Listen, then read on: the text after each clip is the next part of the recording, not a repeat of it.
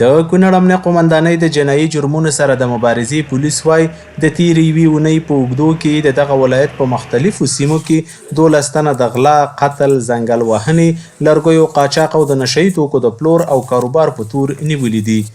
د جنایي جرمونو سره د مبارزې مدیر سمونوال فضل حق هلال ملي راډیو تلویزیون ته په خبرو کې وویل یاد تورن کسان یې عدلیه او قضایي ارګانونو ته ورپېژندلي دي. نوموړی زیاتوي چې هڅې یې پیل کړي دغه ولایت کې د جنایي جرمونو په وړاندې مبارزه چټکه کړي چې پر مټ یې تر ډیره د ناقانونه کړنو مخنیوی شوی. په مختلفو تورونو باندې دا کسان نیولي دي او دوسیه هم تکمیل دي.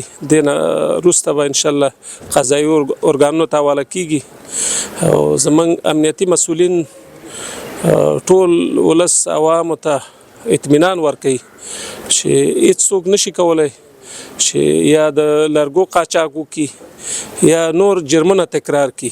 شپې او د ورځې مسؤلین ویښ دي او خپل کار ته کار ویلی دی. انشاءالله موږ ټول خلکو له ډاډ ورکوو چې جرایم به نه تکراریږي او که څوک کم جرم وکړي بس ځای په ځای نیول کیږي او قضا ته حواله کیږي.